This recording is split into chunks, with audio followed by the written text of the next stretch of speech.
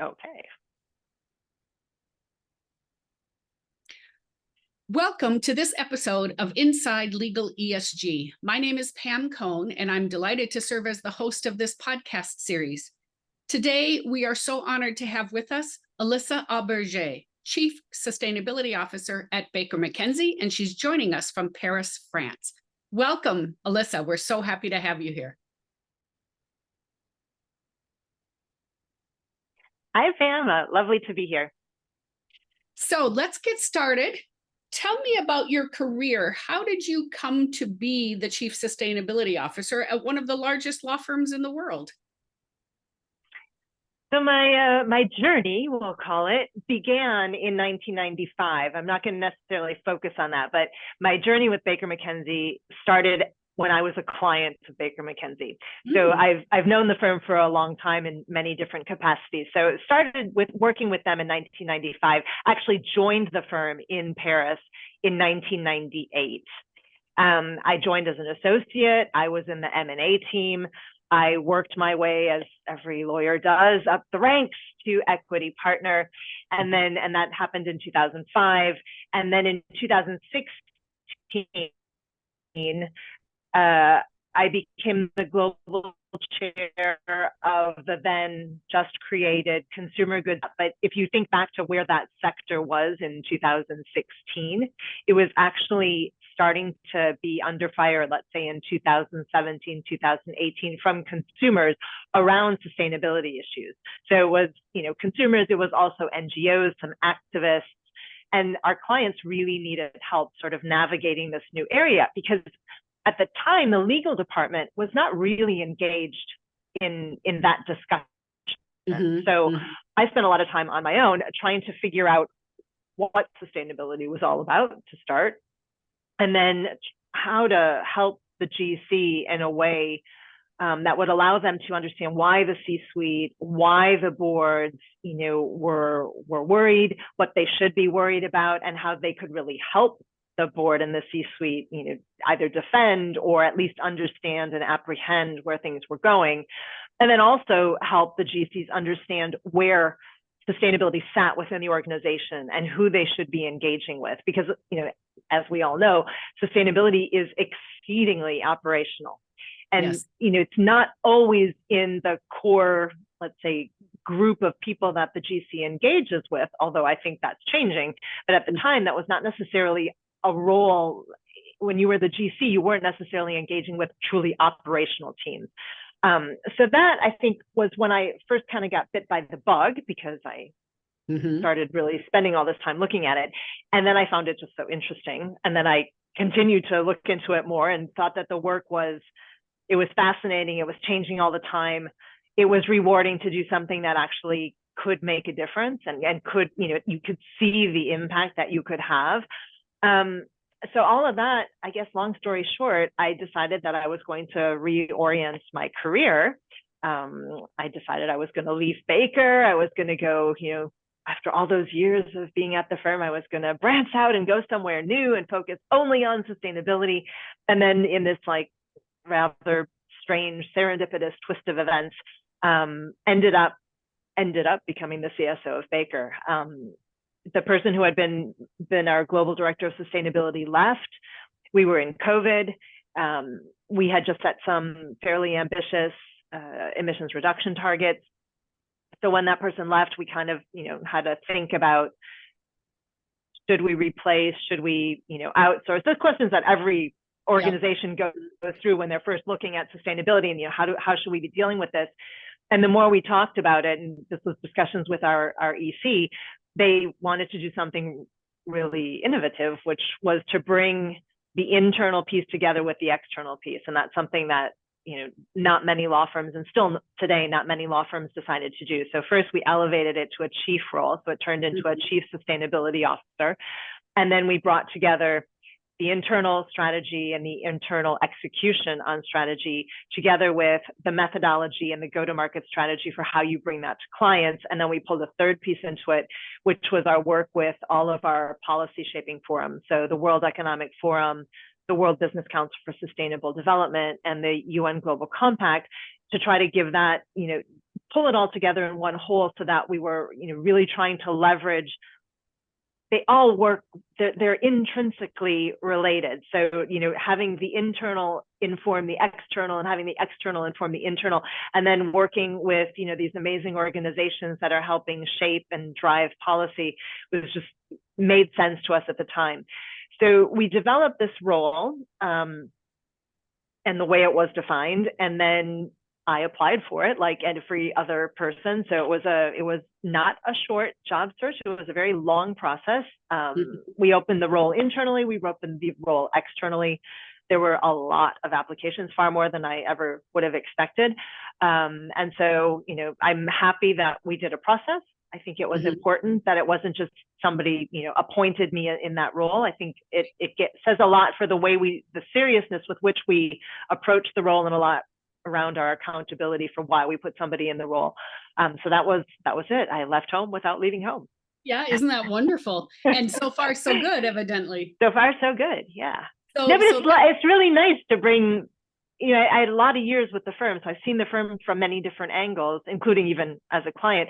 So it's nice to be able to bring that to this role, because I think I do know the organization and love the organization.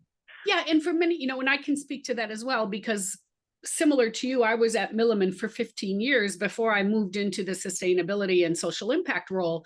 And the beauty of that is you don't have to spend any time understanding the firm or building relationships, because you've got a history already with the firm, and you can really hit the ground running, which was great fun. So what do you enjoy most about working in sustainability, particularly in the legal profession or with lawyers? I think much of what drew me to sustainability in the first place is probably what keeps me in sustainability. And I think it's never static. It's always evolving. You're always learning something new. That is sometimes really frustrating, but it's also really enjoyable at my ripe old age of being able to learn something new and feel like I'm actually exercising my brain and having to, invest time. I'm somebody that likes to understand things. So it's nice to be able to dig into some new regulation or look at the interoperability standards and just kind of sink your teeth into it. So that's one thing that I really enjoy about the topic in general. I think in the legal profession in particular, I think it's that impact, right? So obviously we make impact as an organization, as many corporations do. So that's amazing. And it's great to set strategy and be able to implement and correct course and figure out what works and what doesn't work. But it's the impact you can have. So it's the work we do with our clients. It's being able to help them achieve their own sustainability objectives. And, you've got clients that are all over the spectrum. They might be at the beginning, they might be super well advanced. They might have, very advanced and complicated questions about how they collaborate in their sector. Or you might have them saying, we don't know if we should use software to collect our emissions or not. So it's really kind of helping them make that impact, I think, is what I find particularly rewarding. And to a similar extent, that the policy shaping piece, so all the work we do with the WEF and the WBCSC and the UNGC, that also, trying to bring that very aspirational work to a very concrete level. Like, how can we translate that for business so that business, people just want to know what to do. And it's sometimes hard to find in this space, right? So I think as a law firm, we have the beauty of coming at the topic from so many different angles. And that's something I don't know that you can do in every organization. We have sort of a unique position in that sense. And we're right in the middle of producing our 2024 annual sustainability report, which is where we do our look back on the previous year. And we tend to highlight a lot of the client work that we do. And it is always like a great moment to look back and see all the people that we've helped actually achieve their own goals. It's nice. Yep, I completely agree with that assessment. So the next part of the question, of course, is going to be, what do you find the most challenging working in sustainability in the legal profession? So I think, again, as many organizations, I don't think it's dramatically different for a law firm as for many companies. Staying on top of the regulations, understanding, when we started, or when I came into this role, everything was voluntary. We never ever thought in a million years that we were going to be subject, it was kind of like, oh, we're not a publicly traded company, we're not going to be subject to this. And lo and behold, here we are having to comply. We have numerous locations that need to comply. So I think that's one thing. Staying on top of it is one thing. I think there's a bit of it's a good and a bad, but the way we're constantly improving access to emissions data, that's a challenge. That's, it is tricky because every year you get better at your reporting. Every year people, there becomes more clarity around what you should be looking at and how you should be looking at it. And so that, adds another challenge because you're doing much better in 2023 in terms of what you collect as you did in 2019, but what does that really mean? And then I think one of the other challenges, and it's, more of a macro issue, is just sort of the flip-flop on public opinion. Like, what is the view of ESG and sustainability? Went from being, embraced by all to, something we don't talk about. So I think that's probably something that I find, the third thing that I find challenging. But maybe a fourth thing, because we have been reporting, right? We've been reporting for, several years now on the voluntary reporting frameworks. We just set our science-based target. We're waiting for that to be validated. But one of the things that is kind of tricky is dealing with suppliers. Like when we really look at scope 3 and pushing that through your supply chain, it's tricky because a lot of suppliers, particularly when you're in professional services, are small. They themselves tend to be remote first or remote only. So even, many of them haven't even started thinking about how to capture their emissions. So that's another challenge because you want to get them up to speed, but it's really difficult for them. And then I think, and no spoiler here, professional services firms, law firms, accounting firms, all people in professional services, they're a people business. They are a client business.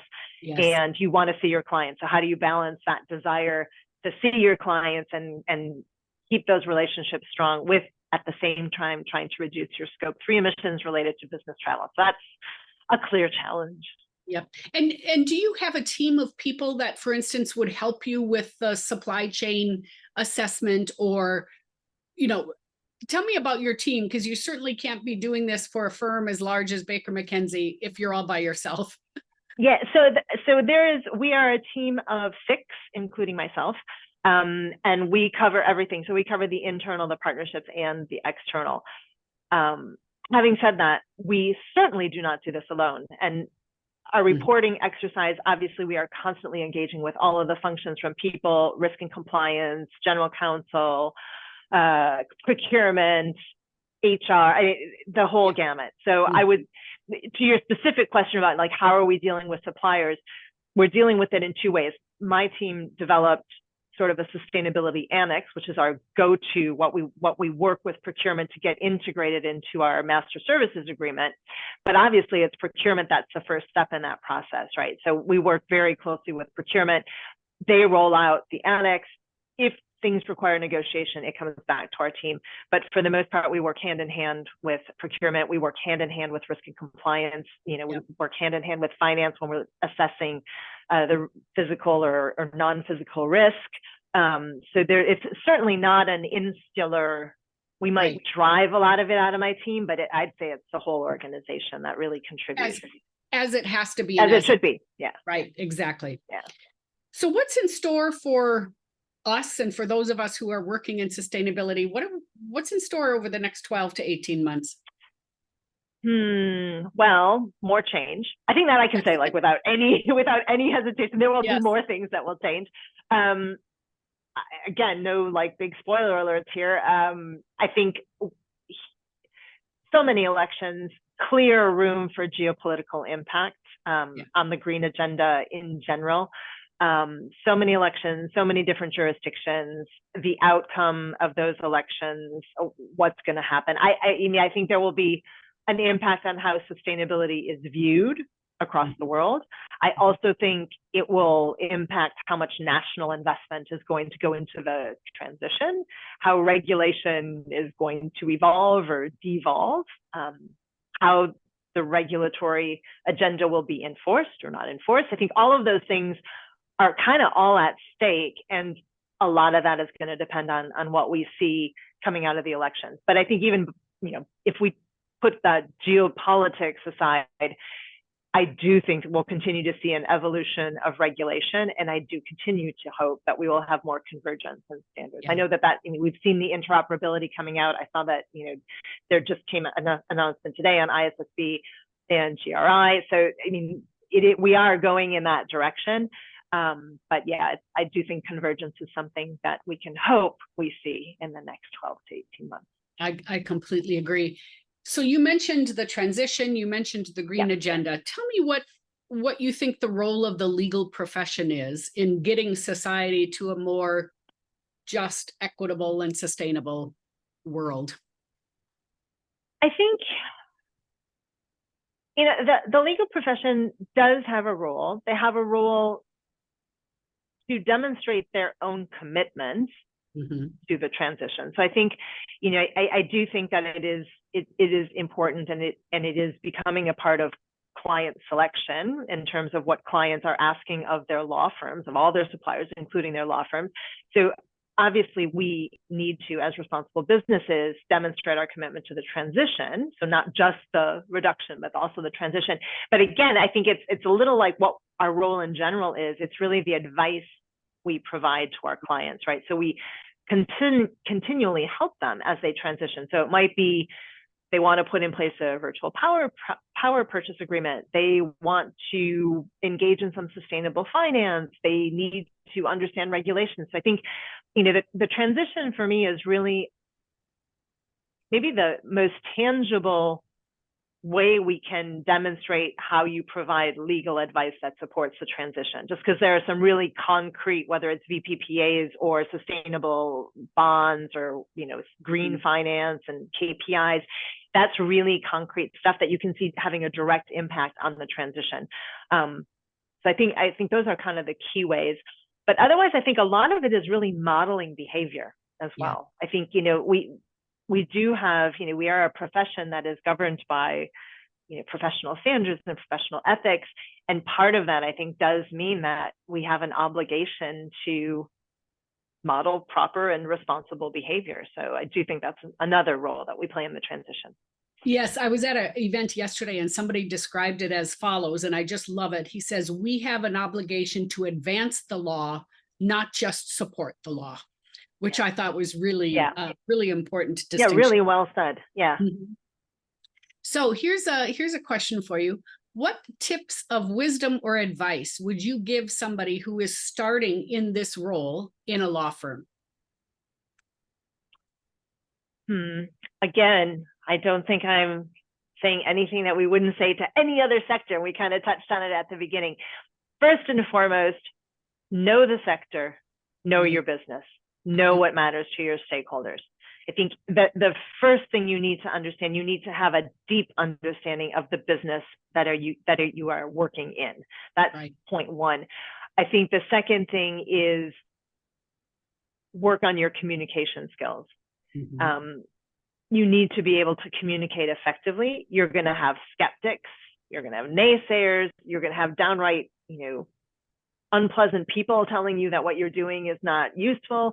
So I think you really need to understand your business and your stakeholders, and then you need to be able to frame the issues in a way that is meaningful to those people, those constituents. So if you don't know your business and your stakeholders, it's going to be hard for you to communicate a message effectively. But I do think there's a big communication role, and probably I don't know what the right word is, like your collaboration skills. When we were talking about the reporting we do or the work we do in general, we're constantly engaging with other functions. So if you want to go it alone and be like a lone ranger, it's maybe not the field for you, because you constantly need to be working together and advancing in the same direction. So those would be, so know your business, communication skills, and collaboration skills. Yes, and in both of our situations, we had those relationships already because we had been with our firms for so long. But I would also say that, build those relationships across all the departments that you're going to need to enlist their engagement, their support, their trust, their collaboration, because you cannot go it alone. Yeah, you really can't. And I think that your point is well made. I mean, there's also an element of trust. And I think in the sustainability function, or at least the way I view the sustainability function, is we have an obligation to be accountable. We have an obligation to be transparent. And even that goes internally. That obviously goes externally when we communicate. And as we're working on our annual sustainability report, we're always looking at it through the lens of, is this the proper way to be presenting this issue? Does this accurately represent what we did and how it advanced whatever SDG we're talking about? But even internally, I think it is so important for people to know that you actually kind of live by what you say. So it's not just, oh, go do it this way. It's like, no, we actually apply that to ourselves. And I think once the functions in your organization understand that you are someone that can be trusted, that collaboration piece just also becomes so much easier, because there's a real relationship of trust.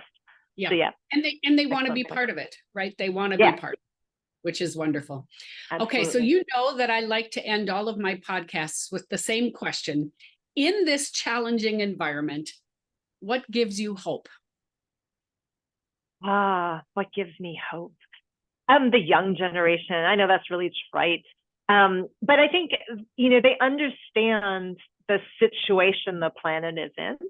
I think they get it. And I think that they actually are, I don't have the right word, fresh enough, fresh-faced enough, hopeful enough to actually make the behavioral changes that need to happen if we're going to reverse the trajectory. So I think they're maybe a little closer to the outcome, maybe a little more panic-stricken for the outcome, and therefore they have a real ability to act. And I think, if you compare that, it's difficult to change behavior that you've been doing for years and years and years, and you've been entrenched, whereas they don't have that. They don't have to relearn how to do business. If they've only done remote is second nature, as opposed to somebody who's only done in person that just can't conceive as to how we will not go back to in person. So I think that's one thing that gives me hope. Technology gives me hope to a certain extent, maybe not for everything, but I do think, we're just at the beginning of understanding how we can harness technology, not only to anticipate with more accuracy climate events, because that's important, and it's important in terms of climate migration, it's important in terms of adaptation and resilience, but it's not just about how to be able to prepare and anticipate them, but also to maybe avoid the sort of catastrophic effects that they currently have. Right now, I don't feel like we've moved into enough adaptation. So we need to take that technology, better anticipate, and then better prepare so that we're not so blindsided. So I think that's kind of my hope. Those things give me hope as well, especially the comment about the younger generation, because I see their energy and the fact that they're not set in their ways, to your point. They are adapting as they start their careers, which is really, really exciting to see. So when I invite you back a year from now, we will check on your predictions and see how many of them came through. So thank you so much for your time today, Alyssa. It's been very enlightening, and I'm sure our listeners enjoyed it as well. Thanks so much, Pam. This was great.